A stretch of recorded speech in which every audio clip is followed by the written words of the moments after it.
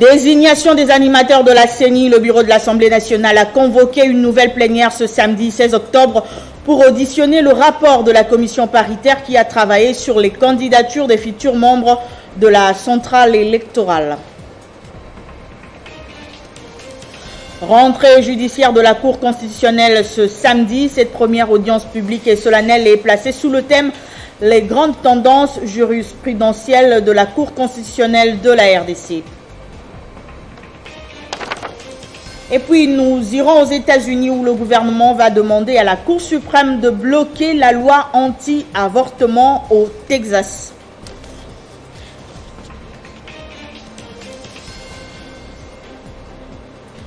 Essentiel de l'actualité sur Télé 50, bienvenue à tous.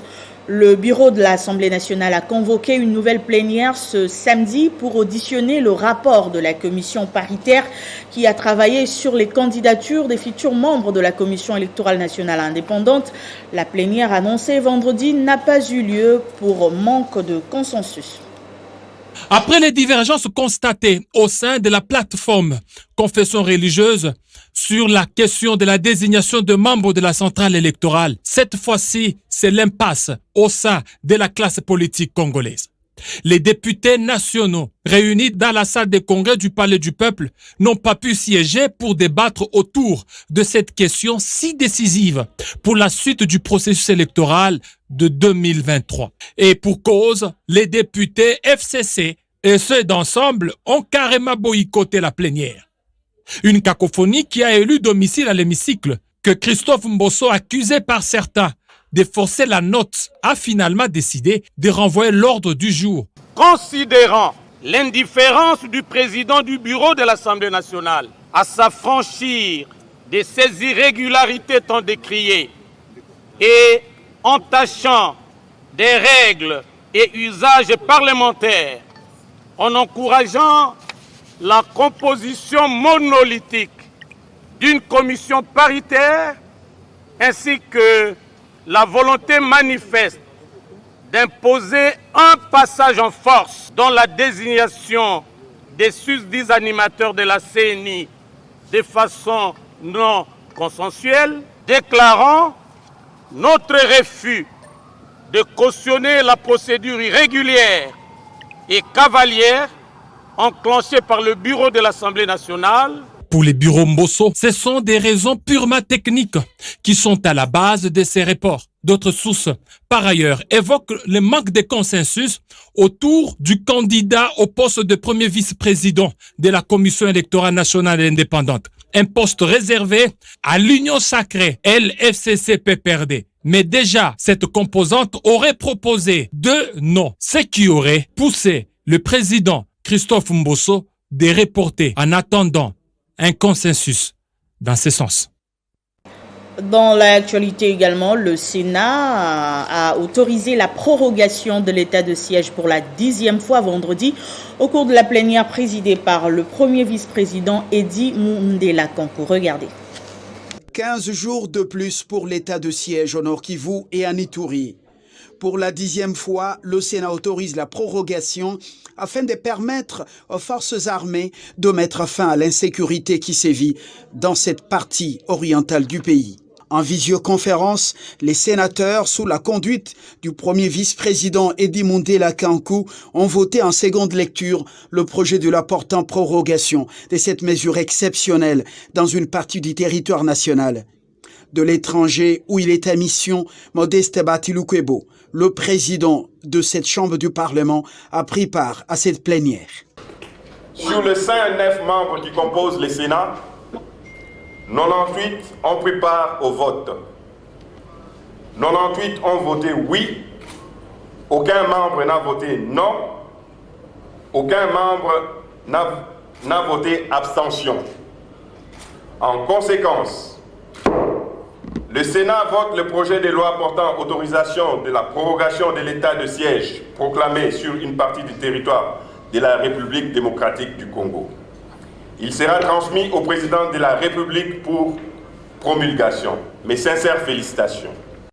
Peu avant, la plénière a auditionné le rapport de la commission politique, administrative et juridique qui a statué sur le dossier de la validation des pouvoirs de la première suppléante du sénateur Dieudonné Fikiri, nommé vice-gouverneur à la Banque centrale du Congo. Après validation des mandats, Madame Seta Bamanissa Anita devient membre à part entière du Sénat congolais et devra désormais occuper le siège de l'élu de la Tchopo à la Chambre haute du Parlement. Je l'annonçais au sommaire, rentrée judiciaire de la Cour constitutionnelle ce samedi 16 octobre, conformément à l'article 100 de son règlement intérieur. Cette première audience publique et solennelle a eu lieu dans la salle de spectacle du Palais du Peuple sous le thème « Les grandes tendances jurisprudentielles de la Cour constitutionnelle de la RDC ». Pour rappel, la Cour constitutionnelle a été créée en 2006. Elle est composée de 9 membres.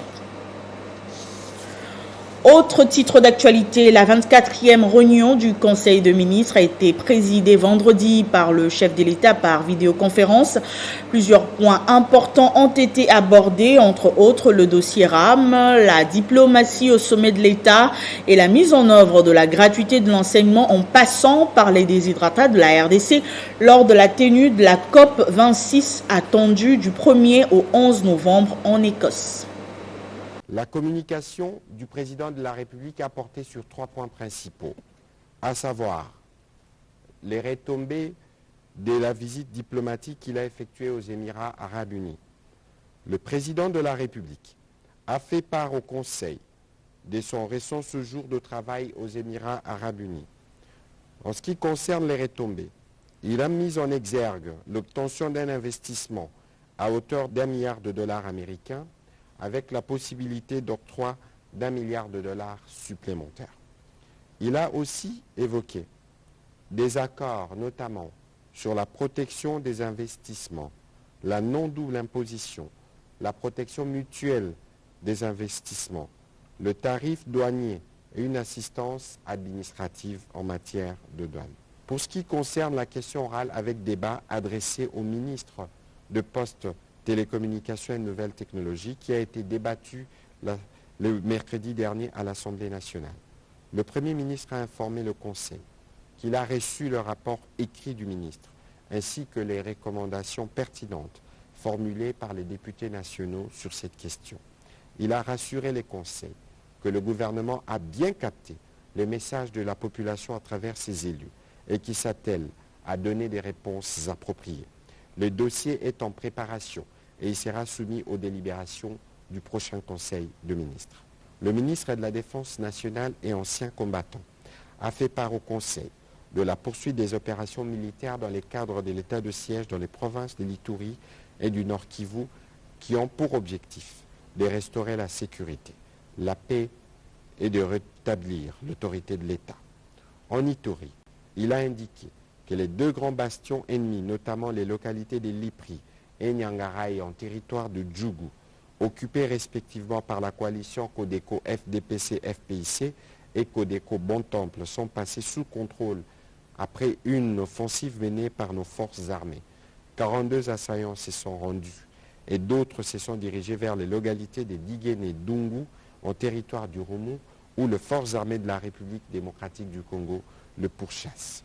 Le ministre de l'Enseignement supérieur universitaire a fait le rapport au Conseil de ministres des résultats obtenus au terme des États généraux organisés du 6 au 14 septembre dernier à Lubumbashi. À cet effet, 329 résolutions et recommandations ont été validées par les participants. Elles ont été produites lors des travaux des 7 commissions thématiques. Il a indiqué que certaines recommandations ont nécessité des mesures urgentes et ou des décisions immédiates. Revenons à la visite de travail du chef de l'État à Dubaï. Ce déplacement aux Émirats arabes unis était une véritable aubaine pour la promotion de la RDC. Félix Tshisekedi, qui a pris également part à l'Expo 2021 Dubaï en compagnie de quelques membres du gouvernement Samalou Kondé, a mis à profit cette opportunité pour vanter les atouts de la RDC qui attire désormais les regards d'un bon nombre d'investisseurs. Christopher Ochokoum signe ce reportage. La République démocratique du Congo continue de faire bonne figure à l'Expo 2020 Dubaï. Après le passage du chef de l'État à ce grand rendez-vous, les investisseurs des différents pays s'intéressent davantage à la RDC. L'homme d'affaires égyptien et directeur général de la réunion annuelle investissement Walid Fargal l'a fait savoir au ministre d'État congolais en charge du plan. Christian Mwando Simba a rassuré son interlocuteur de la volonté politique qui change la donne au profit des investisseurs. Dans notre plan national stratégique de développement, nous avons l'ambition de diversifier notre économie. Donc la diversification de notre économie exige des investissements privés. Nous voulons donner la garantie aux investisseurs potentiels et à tous ceux qui ont envie de venir au Congo que nous avons rétabli l'autorité de l'État, nous avons assaini le climat des affaires et nous pouvons garantir des investissements sûrs qui peuvent ainsi aider au décollage de notre pays. Accompagné du directeur général de l'Agence nationale pour la promotion des investissements, le ministre d'État a lancé un appel aux hommes d'affaires pour prendre part au forum sur les opportunités d'investissement en RDC qui se tiendra ce dimanche en marge de l'Expo 2020 Dubaï. C'était avant d'être convié à une visite guidée du pavillon de l'Égypte qui met en valeur les développements technologiques du pays des pharaons. Après la première semaine du tourisme organisée dans la province du Lualaba, le magazine Fauteuil Blanc de Jean-Marie Kassamba reçoit ce dimanche 17 octobre le ministre du Tourisme Modéron Timba. Tous les contours du grand événement vécu dans le Lualaba seront abordés au cours de ce rendez-vous des décideurs sur Télé 50 et autres médias partenaires. 10 ans de prison pour les uns, 1 année pour les autres, mais aussi le remboursement de frais détournés. Ce sont les peines que viennent d'écoper les officiers des FARDC dans la province de l'Ituri. Un lieutenant-colonel, un commissaire supérieur principal de la police nationale congolaise ont brillé par le détournement alors qu'ils étaient tous commis aux achats de vivres et non-vivres pour les ravitaillements de militaires. Notons que 2 officiers supérieurs membres de l'équipe accusée, tous au grade des colonels, ont été acquittés. 5 officiers supérieurs de forces armées sont condamnés à 10 ans de servitude pénale principale. Selon la cour militaire de l'Ituri, ils ont été reconnus coupables des détournements d'une importante somme d'argent destinée pour achat de vivres et non-vivres de militaires engagés sur différentes lignes de front. Ces 5 hauts gradés sont radiés de l'armée et doivent restituer la somme détournée, a dit le colonel magistrat Dienga Akelele, premier président de la cour. Ordonne que le prévenu Landou Kombola Kassongo et Sadi restitue une seule dot, $30 000 et $29 000 équivalent en francs congolais, ainsi que les sommes de 180 000 francs et 200 000 francs chacun. Ordonne aussi que le prévenu Sadi restitue la somme de $42 000 détournée par lui seul. Ordonne également que le prévenu Ngandele Bruno restitue la somme de 28 millions de francs congolais sur un montant de 40 millions reçus par lui. Dit que chacun des prévenus paiera 300 000 francs congolais de frais d'instance, payables dans un délai de 8 jours, confirme leur détention. Cependant, des autres colonels, Love Zeoula et Dzama Mambuka, ont écopé d'1 année de prison et sont sommés de restituer 180 000 francs détournés. Par ailleurs, des officiers supérieurs au grade de colonel ont été acquittés faute de preuves. Le lieutenant Jungongo, porte-parole des opérations militaires en Ituri, parle d'un signal fort pour un redressement au sein de l'armée en Ituri. Ça, c'est le début et je pense que tout le monde doit avoir le patriotisme lorsqu'on porte cette tenue. Et nous lançons un message au nom du gouvernement militaire ici en Ituri. L'état de siège veut recadrer, refonder l'Ituri et ses animateurs dans la gestion des derniers publics. Cette série de condamnations intervient après le contrôle de l'inspection générale de l'armée en juillet dernier. Rappelons qu'en cette période de l'état de siège, la justice n'épargne personne. Ceci pour mettre fin aux magouilles au sein de l'armée décriées par le chef de l'État, Félix Antoine Tshisekedi Tshilombo. Et puis cette triste nouvelle, l'Union nationale de la presse du Congo, section du Congo central est en deuil. Le journaliste Patrick Palata de CCTV Matadi est décédé vendredi à Kinshasa, une mort inopinée dont les causes restent à élucider par la justice qui a été saisie pour besoin d'enquête. Et en dehors de nos frontières, la bataille autour de la loi interdisant l'avortement au Texas se poursuit aux États-Unis. La 5e Cour fédérale d'appel a voté en faveur du maintien de la loi qui proscrit tout avortement après 6 semaines dans cet État. La Cour d'appel fédérale a néanmoins accepté d'entendre les arguments de l'administration Biden le 6 décembre prochain. On allait terminer. Place au rappel de titre.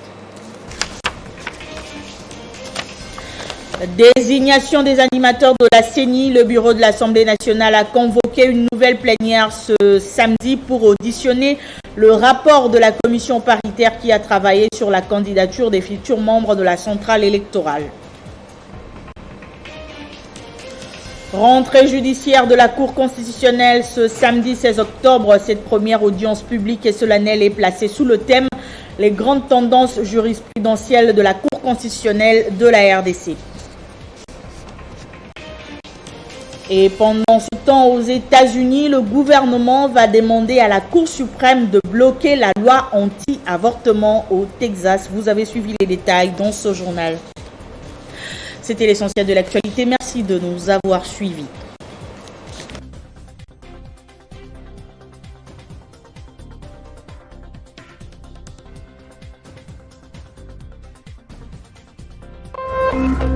Téléchargez les infos Télé 50 sur www.tele50.cd.